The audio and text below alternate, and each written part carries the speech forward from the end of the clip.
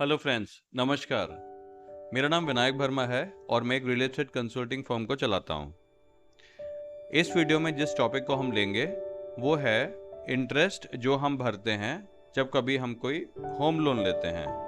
यानी कि हम जब कभी कोई प्रॉपर्टी खरीदते हैं तो उसमें हम होम लोन लेते हैं, या हम प्रॉपर्टी को कंस्ट्रक्ट कर रहे होते हैं तो हम उसमें होम लोन लेते हैं। तो इसमें क्वेश्चन ये आता है कि इसका जो हमारा इंटरेस्ट का खर्चा हो रहा है, यानी हम बैंक को जो इंटरेस्ट भर रहे हैं, क्या उसमें इनकम टैक्स में कोई डिडक्शन मिलती है? तो इसका आंसर है हाँ। तो इसके लिए सेक्शन 24B क्या बोलता है इनकम टैक्स एक्ट का, कि आप जो भी इंटरेस्ट भर रहे हैं उसके हिसाब से आपको सालाना 2 लाख रुपए का बेनिफिट मिलेगा। यानी ये जो 2 लाख रुपए हैं ये आपका इनकम में से माइनस हो जाएगा। इसमें ध्यान रखने वाली बात यह है कि जब आप वो लोन लें तो उस पीरियड से लेकर 5 साल के अंदर ये कंस्ट्रक्शन पूरी हो जानी चाहिए। या तो आपने जैसे प्लॉट लिया है, लोग प्लॉट लेके कंस्ट्रक्शन करते हैं और लोन लेते हैं साथ में। तो ध्यान रखें, जब ये बैंक लोन स्टार्ट हो रहा है 5 साल के अंदर अंदर अपना घर जरूर बना लें, क्योंकि अगर ये नहीं हो पाया तो आपका जो बेनिफिट मिला था वो विड्रॉ हो जाएगा उस ईयर में जब वो 5 साल पूरा हो जाता है। और आपको जो मैक्सिमम डिडक्शन मिलेगी वो 30,000 रुपये की मिलेगी। यानी पहले अगर सपोज आपने 2 लाख रुपए में से लेट्स से 1 लाख आपने क्लेम किया हुआ किसी साल, और 5 साल पूरे हो गए और आप वो घर नहीं बना पाए, तो जो आपने 70,000 यानी 1 लाख माइनस 30,000, जो 70,000 जो आपने एक्स्ट्रा क्लेम किया हुआ है वो आपका टैक्सेबल हो जाएगा जब वो 5 साल पूरे हो जाएंगे। तो इसका आपको ध्यान रखना बहुत बहुत बहुत इम्पोर्टेंट है।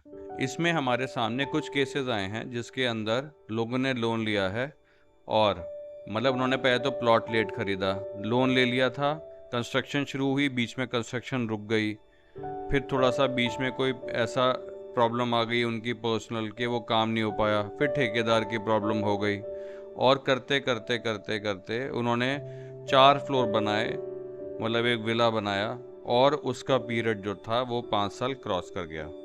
तो एकदम से ही उनको नुकसान बैठ गया। तो आप सब लोग भी ध्यान रखें, ये दिमाग में रखें, जब भी आप लोन ले रहे हैं विद इन 5 ईयर्स आपको ये कंस्ट्रक्शन करनी इम्पॉर्टेंट है। आपको ये जो भी आप कंस्ट्रक्शन करेंगे इसकी प्रॉपर रसीद्स आपके पास होनी चाहिए। जो आप बैंक को इंटरेस्ट दे रहे हैं इसका स्टेटमेंट, जो भी रिकॉर्ड्स हैं बैंक लोन के, उसमें क्या इंटरेस्ट गया है उसकी स्टेटमेंट, ये सब आपको प्रोड्यूस करने पड़ेंगे। अगर आपकी कोई इंक्वायरी होती है, डॉक्यूमेंट्स का पूरा सेट आप बना के रखें। अब इसी सेक्शन 24B में एक और क्लॉज है।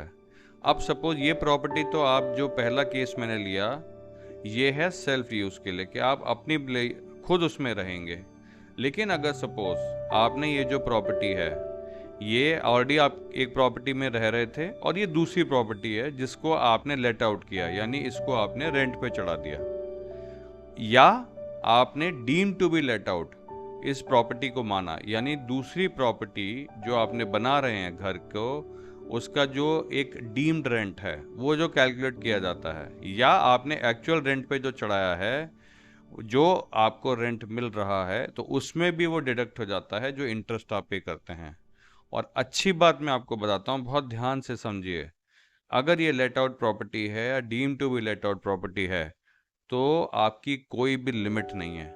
यानी पहले केस में क्या था, जब आप खुद के लिए ले रहे थे तो 2 लाख की लिमिट थी, इस केस के अंदर कोई भी लिमिट नहीं है। आई होप ये पॉइंट आपको समझ आएगा, और आप जब कभी भी लोन लेंगे और उसकी इंटरेस्ट आप पे करेंगे तो पहले से एडवांस में आप समझ जाएंगे कि मेरे को किस हिसाब से कितना जो है वो लोन लेना है, कितना इंटरेस्ट मैं दिखा सकता हूँ, जिसके अकॉर्डिंगली आप राइट तरीके से अपना इनकम टैक्स को फिल करेंगे और अपनी होम लोन की रिक्वायरमेंट को भी मीट करेंगे। नेक्स्ट वीडियो में हम जो बात करेंगे मूलधन की जो रीपेमेंट होती है उसका इनकम टैक्स लॉस क्या प्रोविजन बताते हैं। हमारे साथ जुड़े रहें और ऐसे सीखते रहें। नमस्कार, थैंक यू सो मच।